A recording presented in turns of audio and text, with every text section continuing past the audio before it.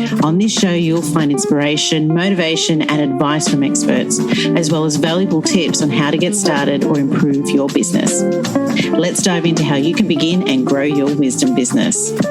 Inspiring others looks different for everyone. How will you inspire?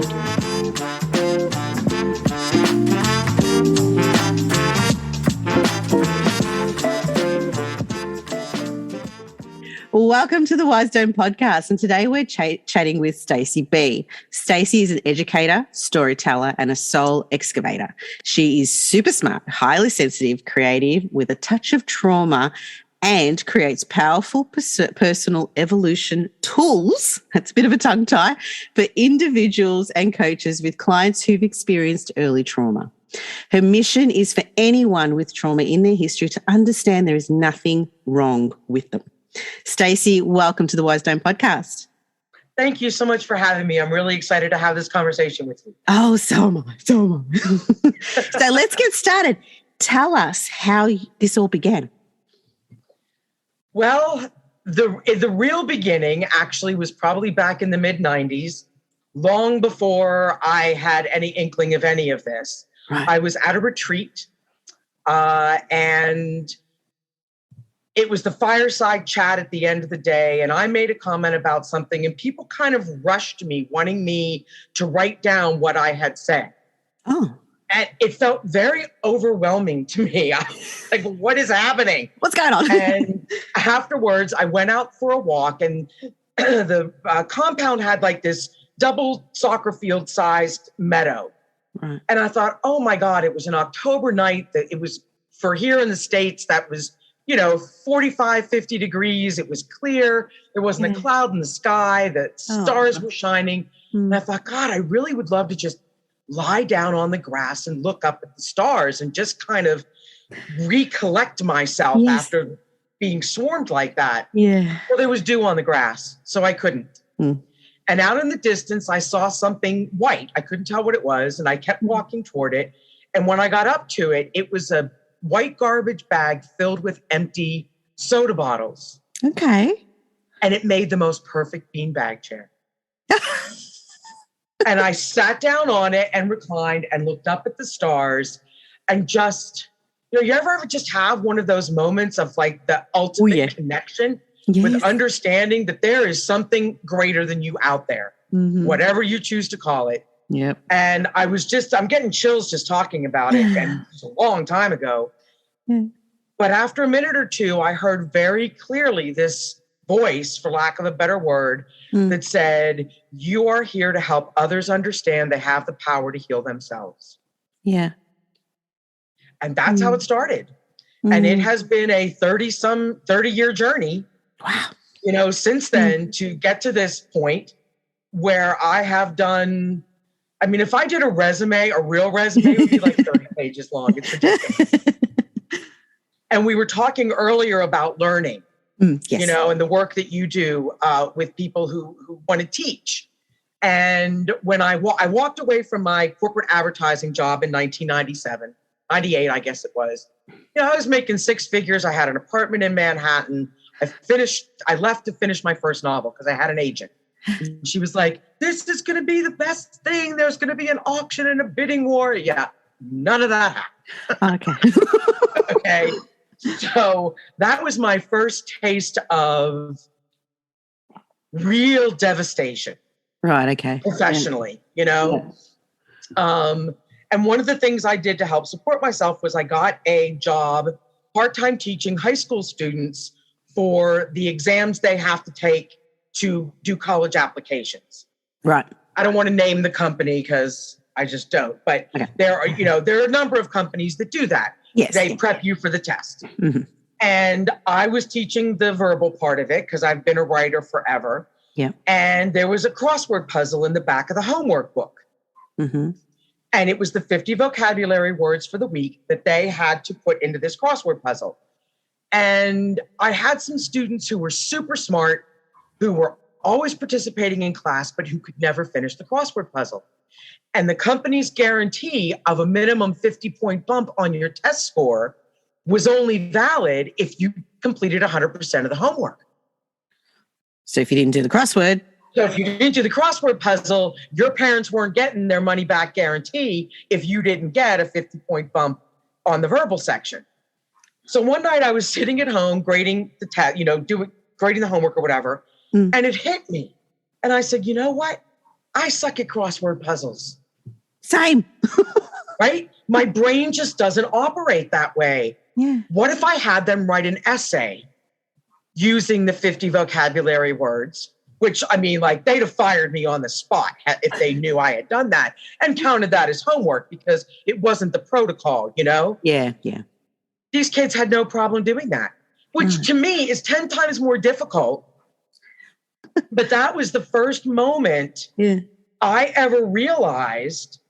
It was the first time I'd ever really taught. And it was my first introduction to how differently people learn. Right. And respecting that is something that creates a safe space in the classroom. Whether it's a Zoom webinar or an actual classroom, when people feel like they're heard and they're understood, they feel safe. Yeah. Yeah. And to me, that's the key to learning. And it's inclusion right there. It's just taking action, reacting to what the issue was and taking action to fix it. Right. And paying attention and saying, you know what, these kids are showing up. They're not because it was in a very wealthy white neighborhood that I was teaching. Yeah. The kids were coming in with cars for like Cadillac Escalades and they were 17. You know what I'm saying? Mm-hmm. And these weren't those kids, and they were showing up and they wanted to be there and they were participating. And I'm so grateful to myself that I paid attention. Good girl. Because I think as a facilitator or a teacher or an instructor, that is your number one job. The curriculum is secondary. Exactly. No, that's amazing.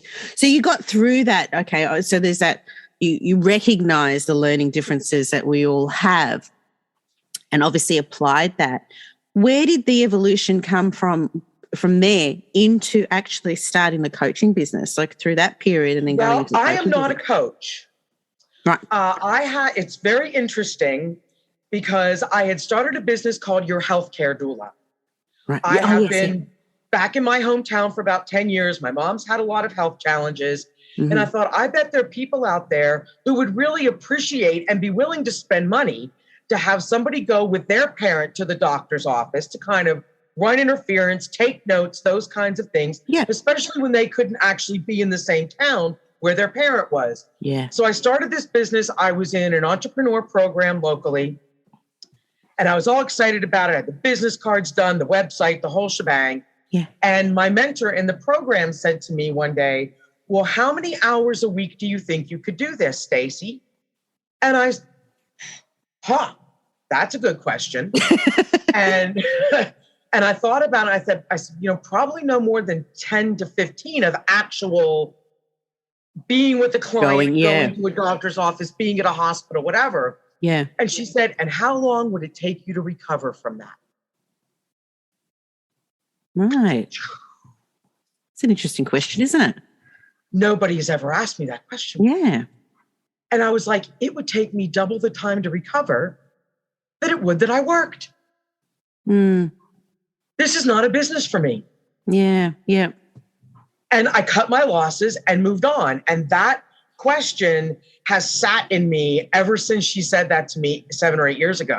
Yeah. And so what I've realized about myself, being what some call an empath, other people call it a highly sensitive person, I feel things at a deeper level. Yeah. And that's what I would have needed the recovery time for had I continued with that other business. Yeah. But what I realized, because she asked me that question in terms of where I am today, is I don't want to be a coach. I want to be the person providing information, tools, and resources for the coaches. Because I love being in the Amazons with a machete. And I love researching. I love creating curriculum. I love creating tools. I love all of that. Yeah. That's what I love, and that's where I excel. Yeah. And it also honors me because it doesn't drain my energy. One-on-one coaching leaves me exhausted when I'm the coach. Yeah. Yeah. It's so, and that's so interesting you say that, because some people don't, well, I always say this in my episodes, but I have to take this personally too, say it personally. But, when I look at doing things, a lot of us don't ask that question, how long is it going to take us to recover? Because I guess we know our experiences, we know what we've been through, and then we think, okay, we're going to go out and we're going to teach this, we're going to do this, but we kind of sometimes forget the effect it may have on us personally because of our type. And, that's a very good point to make. A very good point to make. And I appreciate hearing that. And hopefully our listeners appreciate hearing that too, that you got to think about the kind of person you are. We women especially are expected to be the Energizer bunnies. Yes. I'm assuming you've seen those commercials there. Yep. And my mother was an Energizer bunny. I've been an Energizer bunny. Yeah. And I mean, if I'm being completely honest, it's only been in the last couple of months that I have realized that I don't have an accurate perception of my energy gauge. Right. And so because I don't, I may actually be on a third of a tank, but because I'm not exhausted, it feels like a full tank. And then you'll hit that last bit and you'll be like, okay, I'm out. Right. And it's not, extremes aren't healthy for anybody for any length of time. No. So it's not healthy to be running and then paralyzed. Yeah. Because there's a difference between relaxing and paralysis. Yeah. And I think women, really would benefit from connecting more to themselves. Yeah. In that way and asking themselves pertinent questions like my mentor asked me in terms of, what's it going to take for you to recover from that? Yeah. And she asked it so innocently, and it was literally like somebody exploded a bomb in my head. Because I'm used to being the Energizer bunny. I'll go, go, go, go, go. And of course, as women as well, and especially if you have any kind of religious upbringing, it's all about the service, right? Yes. Yeah. You want to be of service to other people. You want to help them. Well, what the hell about you? Yeah. Yeah.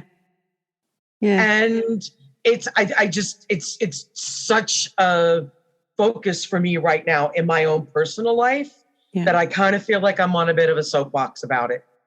No, but it's a good point, and it's a good way of thinking.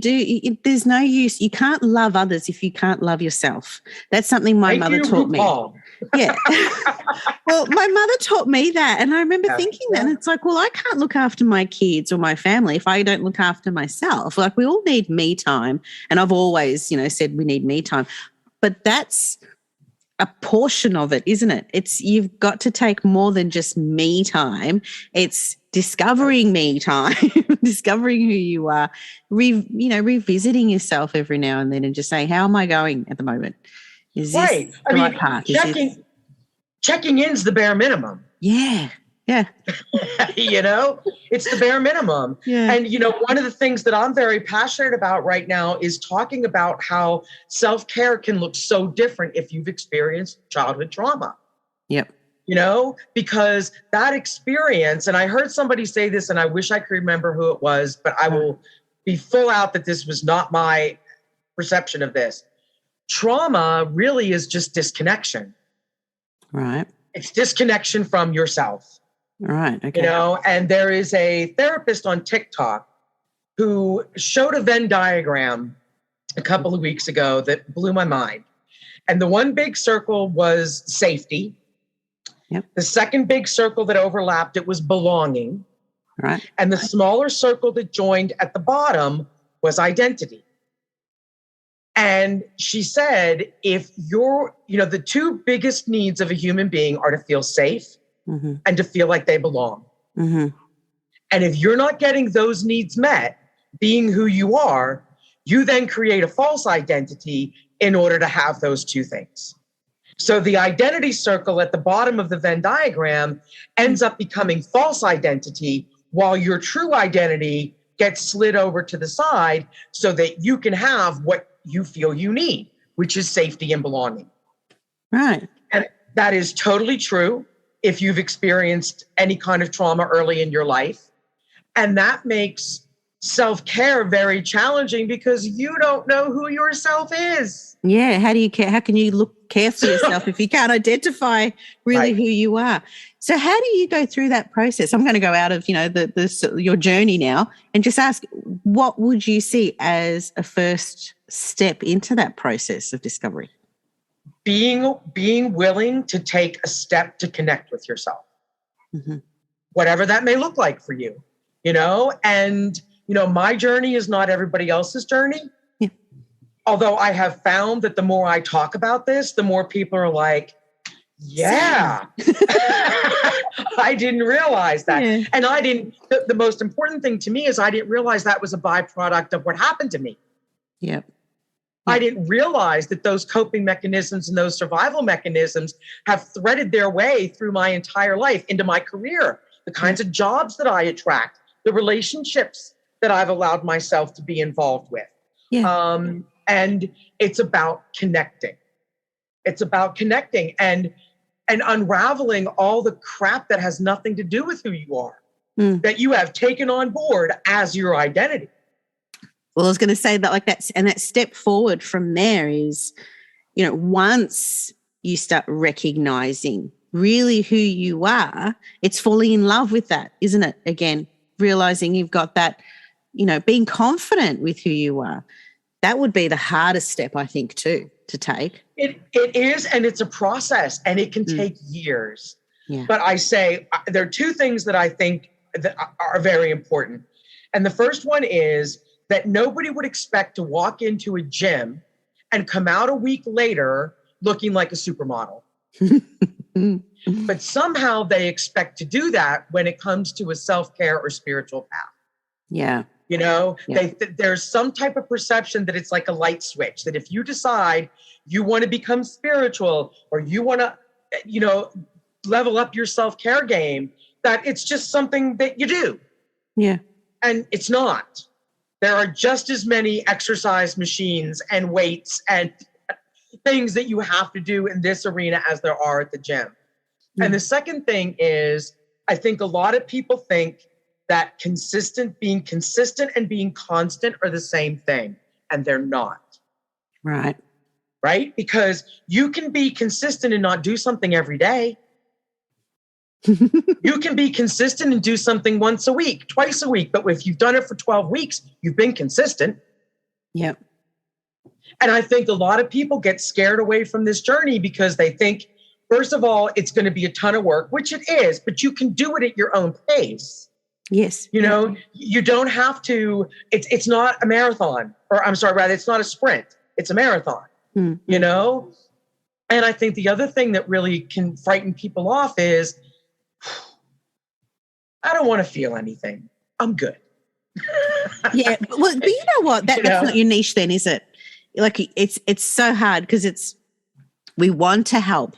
Some people just don't want to be helped. And like you said, sometimes they might get sitting and go, I'm happy not feeling that. That's all right. They might walk away. There are times I've said that in my life, Nikki. Yeah, yeah. I just don't want to fucking deal with this right now. Yeah, yeah. So I'm not gonna. Yeah. That doesn't mean it goes away. It just means it's not time now for me to deal with that. Yeah. And I think, because people who've had early trauma don't really know what it's like to completely be in charge and in control of their own lives. Yeah. They feel like they've got to, like I said, jump in with both feet. And I want to say, you know what? Calibrate. Yeah. Calibrate. But it goes back to that thing, that human need of, security and belonging. So they'll do anything. It's a lot like in human nature, we'll want to be secure. We'll want to belong. So we'll go through those motions of doing whatever we have to gain security, to gain, friendships and so forth. So we'll block out those feelings that we might have of insecurity or whatever instead of trying to overcome them. And sometimes, like you said, it's not a sprint, it's a marathon to go through those steps. But a marathon doesn't have to be, sore feet, you're killing yourself to get to the end point. It's not necessarily that, is it? It's more, you just got to take a few more steps than just 10. It might take 100 steps to get there. But each of those steps is creating a better you in the outcome. And I think some people kind of miss that, don't we? Just forget that it's all for the greater good in the end, for yourself personally. And then investment, I think a lot of us are too scared to take in ourselves. I agree with that. And, for me, I consider myself to be a link in the chain of evolution, which is a lot more than opposable thumbs, and, the evolution of the human species is real. We see that in the kids today, in kids who are in high school or even younger than that. I mean, what they're capable of comprehending and understanding at their age, I wasn't capable of that at that age. I mean, we are evolving. And we all, in my opinion, are links in that chain of evolution. What you choose to do with that's completely up to you, but it's, that's why I call what I do tools for personal evolution, because you can't have collective evolution without personal evolution. Exactly. And I feel so strongly that it's such an important thing. And, to go back to your point about what people will do in order to have that belonging or that feeling of safety, I think the real question is, are you really safe with those people or in that relationship or in that particular job? Do you really belong to that group? And when you're willing to ask yourself those questions, first of all, and willing to hear the answer, as uncomfortable as it is guaranteed to make you, then you've taken a step. And there probably are going to be some periods where you feel lonely and alone as you let go of the reflections of the you that isn't really you. And that's perfectly fine. It is. It doesn't feel good, though, and human beings don't like not to feel good. That's why we have drug problems and alcohol problems and food problems and sex problems and all this other kind of stuff. But, I dated somebody once who was a Gestalt therapist, and I'll never forget them saying to me, everybody's so concerned about food and alcohol and drug addiction. The biggest addiction problem in this world is to victimhood. And I thought, that is some wisdom they just laid down there, because it's so easy to feel like a victim when you don't belong, but you're trying to force yourself to. And then you're blaming. Which is the hallmark of feeling like a victim, is when you're blaming somebody for how you feel. So it's just a process, and it's one that I undertook. I stepped into my first Unity bookstore in 1988 and picked up a copy of James Allen, As a Man Thinketh. And that was the end of that, So I've been doing this for a long time, trying to understand who I am, even when I didn't understand all of the things that I believed I was that I really wasn't. Does that make sense? It does. Yeah. I didn't even have the awareness to understand any of that. But I knew instinctively I wasn't getting what I needed from my Catholic upbringing. And it just set me on a journey to study Kabbalah and Taoism and Buddhism. And I became a witch and I've studied, Native American traditions and all those kinds of things, looking for the answer. And, that's what a seeker does. But I think at some point you have to just say, I've done a lot of seeking and now I just want to sit. With what I now know. I was about to say, you just sort of sit there and just sort of let's work with what I know. Exactly. Exactly. And that leads me to the next question then, based on what your audience has provided you with or your clients have come to you with. Have you altered anything in any particular way with regards to the information you share or how you share it with your clients? I think my biggest influence has been other content creators and acknowledging when I don't connect with how they're doing. Right. Okay. And we were talking about that a little bit before we came on the podcast about how, it just, some of it seems so mechanical. And so formulaic, and I will not ever scroll for 5 minutes to be part of somebody's funnel. again. Yeah. That's not what I'm about to do, you know? And so for me, it's, you know, because I come from an advertising background. That's what my corporate job was. So you're there straight away. You know what's going on. I know what's going on. And not only that, but I was brainwashed. You know, I will say that the world of advertising is, I would go so far as to almost call it a cult, you know, because it's that whole perception is reality. You have to manipulate everything to make somebody feel something. And I have been learning for 20 years since I walked away from that job, how to be me, communicate what I want to communicate without that underpinning of manipulation, without that energy of I need the money. Yep. Right? Because that's a big one with people. Remember I had liked this wealth coach guy, I won't name him. And he, you know, on Facebook, and I had taken some of his free webinars and stuff like that. And I was just feeling like a loser. I'm like, what the hell is wrong with me? You know, he's done all this stuff and what am I doing? And blah, blah, blah. And then one day I thought, you know what? What would he do if I emailed him and asked to see his tax return? Right? Because is he full of shit? Or is he telling the truth? Yeah. I don't know. Anybody can go rent a mansion in Malibu. Anybody can go rent a Ferrari. You know, it doesn't. It didn't sit well with you. That's not the hallmark. Yeah. You know, I want my hallmark to be authenticity and vulnerability.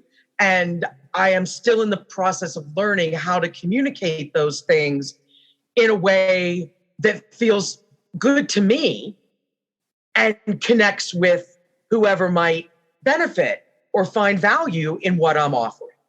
And I like that too, because you've got to put on so many hats when you start something like this, don't you? When Absolutely. you start an information or wisdom business, we start a business, so obviously we can look after ourselves, put a roof over our heads, feel secure, create a community, all that sort of stuff, and share and inspire other people. That's all fantastic. But then it comes down to the more structured and, like you said, mechanical things that are just so hard to grasp sometimes. It's just like, I can't follow that because it doesn't sit well with me. You know, there are all kinds of places out there that'll offer you their free offer template, you know, to get your email address or whatever. Oh, we've all done that. yeah. You know, and sometimes you can glean a nugget or two. Yeah. But most of the time it just feels so manipulative to me. Yeah. And it's not something I want to perpetrate. It's not your voice. It's not your message. So it's not. Yeah. In fact, it's the antithesis of what I'm doing and what I'm saying. So it really makes no sense for me. And like you said, I'm at a point now where, you know what, if it's going to take as long as it takes. Yeah. Because I'm not willing to compromise that. Yeah. You know, and you've answered this a few times probably in here anyway, but after, you know, as you've gone through this process of sharing and helping other people, how have you grown personally? It keeps me honest. Yeah. I mean, I think that's the biggest thing because I'm talking about things that I've experienced, things that I've learned, things that I've discovered about myself. You know, like I just made a reel for Instagram for tomorrow about, I've had a couple surgeries on my left arm. And I have a condition right now. It's repetitive stress injury from the mouse and that kind of stuff. And I'm left-handed. And I was making my grocery list. And I thought, oh, it's really, you know, it's fruit season. You know, I really love some cantaloupe and some pineapple. And my first thought was, you can't cut that up. Oh, you'll pay RSI. For that in 3 days, you know? And I thought, I wonder what it would cost for me to get it already cut. No, it's probably going to be expensive, but let me check. And I did. And it wasn't as much as I thought it was going to be. And I thought, you know what? I spent $10 on stupider stuff. I can spend $10 to get myself some pineapple and cantaloupe. You know? And it's the third option, which I'm a huge fan of. I don't know. Carl Jung, who is one of my heroes, spoke about this. And basically what it says is most human beings, when presented with two different options, neither of which appeals to them, will choose one or the other rather than sit with the discomfort of not knowing. But if you can sit in the discomfort of the unknown, a third previously inconceivable option will show itself to you. Okay. And buying cut fruit was my third option. Yeah. You don't have to give up on it. No. And that may seem like a small thing, but translated to other people's lives, who knows what they're telling themselves they can't have unless they hurt themselves. Because at the end of the day, that's kind of what I was starting to tell myself, that I couldn't have that fresh fruit unless I hurt myself. Yeah. But there's another way. And so, doing this and sharing these kinds of things with people, like I said, keeps me honest with myself. Yeah. Yeah. Because I'm committed to being honest with people that I speak with about this journey and the things that I've learned. And it also keeps me, I don't know that I'd use the word motivated, but embracing and giving way to the lessons. Yep. Because I know that they're not just for me. Mm-hmm. Yeah. And that changes things. Yeah. And you have opportunity to pass them on to others who can grow from them as well. So what advice would you give anyone then that's looking to start a business similar to yours, where you're providing advice and tools and steps and everything like that for others who wish to inspire others? I would say take your time.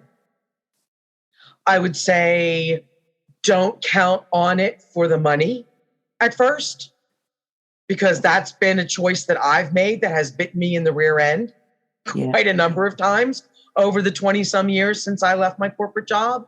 Yeah. I would say the most important thing is to check in with yourself to see how it feels. And if it feels good for you to develop a marketing funnel, go for it. Exactly, yeah. It's not I don't mean to make the funnel the bad thing. No, yeah, that's right. Or the 30-minute scroll the bad thing about all the benefits and just for $9.99 and this bonus and that bonus. If that makes you feel good, then do it.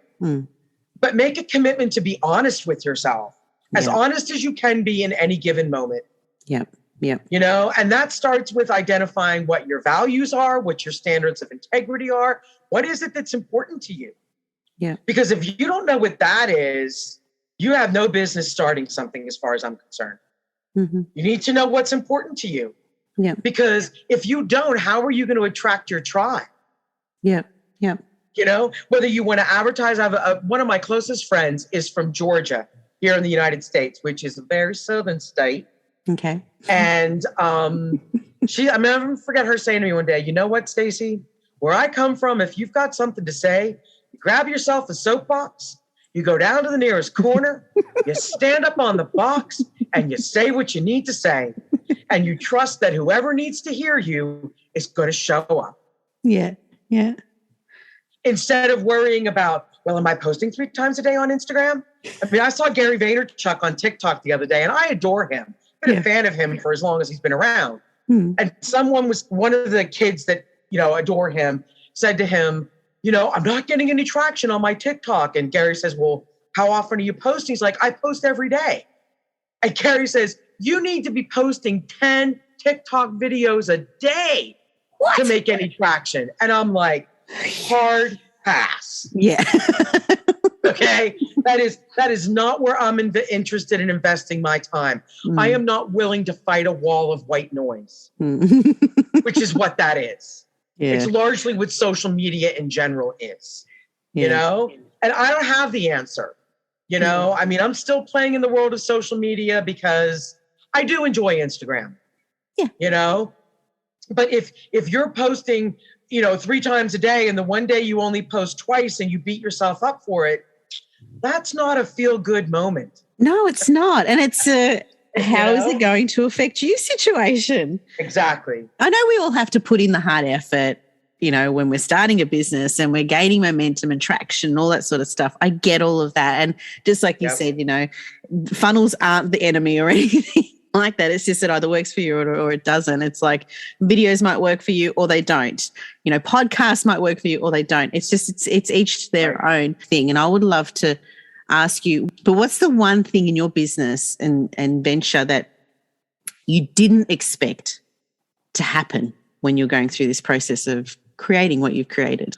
I didn't expect to have this level of patience leading up to a launch. Yeah. And I didn't expect to get to a place where I understood that it's okay. I mean, we're not just, I call it the brain to the belly drop, because you can know things here, but not know them in your gut. Yep. And I picture it like a slinky working its way down, until finally it's in my core that I know this. It's not just something I know intellectually. And I have found myself delightfully surprised to find that I now know that my intuition is the only way to go, and that there is a time and a place for everything. Yeah. And that although my mind may have its time frame and context for things, that may not be the greater plan. That there could be reasons for it that I'm not privy to. Yeah. And not to force it. Yeah. Oh. And to trust when I know that it's time. Because I'm getting ready to launch a 10-minute self-care journal. And I have been finding all kinds of other things to do. Procrastinating? Just a little. And, my intuition was like, that's where your focus is to be. The other stuff can wait. It's not that it's not important, but it can wait. Yeah. And Wow. You said something earlier that I really wanted to make a comment on, and that is that it's okay if now is not the time to start your venture. Yes. Yep. Because we all have narratives that we live our lives by. Yeah. 90+% of them are complete crap, They're just things we tell ourselves based on the lens through which we look at the world. But I think one of the most important questions you can ask yourself is this the right time for me? And maybe it is and maybe it's not. Yeah. And then depending on what you hear, do you have the courage and the trust in that which is greater than you, whatever that is, to follow what's been given? Yep. And carry it through. I really needed to have this talk with you today. Like I said to you when we were off, before we, started this conversation, when we were off air, I guess we'll call it, and I was telling you that we're going into launch mode. I feel like we've been in launch mode for a year. It's just, my head's telling me, hurry up. But my core is telling me, just breathe. And there could be so many reasons for that. The stars may not be completely lined up the way they need to be in order for the results to be optimal. Yeah. And if you force it or try to do it before it's time, you're going to miss that opportunity. And there's a commercial here in the States that was done years ago for the NAACP, and I hope I can remember what it stands for. The National Association for the Advancement of Colored People, I think is what it stands for. Right, okay. And they used to do a commercial 30, 40 years ago that said, a mind is a terrible thing to waste. Mm-hmm. And I'm like, I'm going to do a little adjustment to that. The mind is a terrible thing. We're going to leave out the to waste part because sometimes it is. Mm. And when we allow the mind, and I know this because I've used my intellect as a survival mechanism for as long as I can remember. Yes. My intelligence and my ability to figure things out became part of my self-worth. Yeah. And so, of course, it was the most important thing. Yeah. And my mind reinforced that it was the most important thing. Yes. Yeah. But it's not. Yeah. It really, it's not the engine. And I'm not a car person, so I might not make the right analogy. but it's not the engine. It's the chassis. Mm-hmm. Your intuition, I am better off when my intuition is the engine. Yes. And my mind is the chassis that is driven to complete the various tasks. Yeah. You know? It's not just one or the other. It's always both, or, it's a whole entity of things that, we carry within ourselves, externally, internally, whatever, that actually carry us through to the end goal in the end. And trusting your intuition, understanding where your mind is helping you, sometimes stopping you, creating barriers sometimes. Yeah. And that's when intuition has to step in and go, no, trust your gut. You mentioned honesty before and being true to yourself and being patient. Is that basically your mantra now that you stick with when it comes to business and every step that you take? I'll be honest, it's a fine line for me. Yeah. Because, spending 50 years on the planet, letting my mind rule the roost most of the time, it's a fine line between, am I procrastinating? Because like I said, the other things I want to do are all worthwhile, and it's just not the time for that right now. So it's my mantra is breathe. Yeah. Take a step back and breathe. But don't stay there. Keep moving. Keep moving, but just take a moment. Yeah. And the other thing is baby steps. Yeah. Baby steps. I mean, there's a wonderful movie. I don't know if you've seen it. It's called What About Bob? It came out years and years ago with Richard Dreyfuss and Bill Murray. Mm-hmm. And it talks about baby steps, and they do it in a humorous, satirical kind of way in the movie, but it's true, and it can be cliched sometimes and hackneyed, the journey of 1,000 miles begins with the first step and all that other stuff. But, I have really seen in my own life, particularly in the last year, how consistent baby steps have brought me here. Yeah. Yeah. So much further than the mother may I take a giant step stuff I used to do, and believed that if I wasn't taking those giant steps, that I wasn't going to get where I wanted to go. Yes. Which brings the patience thing back around. Yeah. Yeah. So I would say my mantra is just breathe. And what legacy would you be looking to leave? Well, I don't really know that I have a legacy per se, because I'm at a place where, when I quit my job to finish writing my first novel, there was a lot of me that wanted to prove that everybody who thought I shouldn't have done that was wrong. Yeah. That's understandable. And, I had visions of being on the New York Times bestseller list and all this other stuff, which did not happen. So when I first started doing things, even remotely ancillary to this, I was important in it. Staci was important. Mm-hmm. And now I don't consider Staci to be important in it. Mm-hmm. What's important is you, whoever it is, has heard something that resonated with them and made them say, I really want to know more of who I am. Because I'm recognizing that the life I've been living, the people that I've been around to some degree, jobs that I've had, where I'm even living, the city I'm living in, is not really me. Yeah.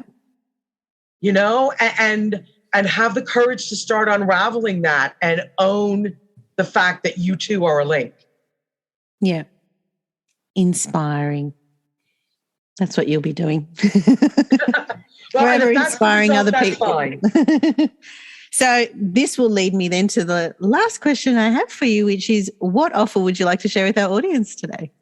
Well, I actually, I don't do things halfway. So there are a couple of options. I have a free ebook on my website called Staci B's Trauma Education, Information and Healing Resources. So if early trauma is something that you experienced, or you're even a little more interested in learning more about the innovations and theories that are out there about this, because when I first started exploring this, none of that existed. Right. It's been really in the last decade. I mean, Besser van der Kolk's book, The Body Keeps the Score, really kicked off I hate to call it a trend, but the interest. The awareness. Yeah. The awareness, that's the better word about this. So, and then I have a book that'll be coming out over the summer. It is a fable for adults that will delight your inner child, called The Mermaid Queen, about a doll who wants to be a mermaid, but doesn't think she can do that because she comes from a long line of dolls who only know how to be dolls. I like that. So the first chapter of that is available for download at no cost on my website, as is the trauma resources guide. Awesome.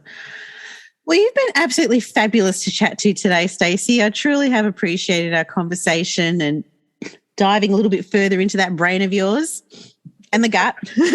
Yeah, you don't want to go up there without a chaperone, I can tell you that. Well, you've been amazing, and thank you all to have listened today. The details of Staci's offer will be in our podcast summary below. Be sure to click on the links and don't forget to subscribe. Thanks again, Staci. Thank you. Thanks for listening to the Wise Dome podcast. If you enjoyed and have been inspired by this episode and you'd like to support the podcast, do subscribe and please share it with others. Post about us on social media or leave a rating and review. To catch all the latest from me, Nikki Kelly, you can follow me on Instagram at Wise Dome Podcast, WISEDOME podcast. I'm Nikki Kelly. Thanks again, and we'll catch up next time.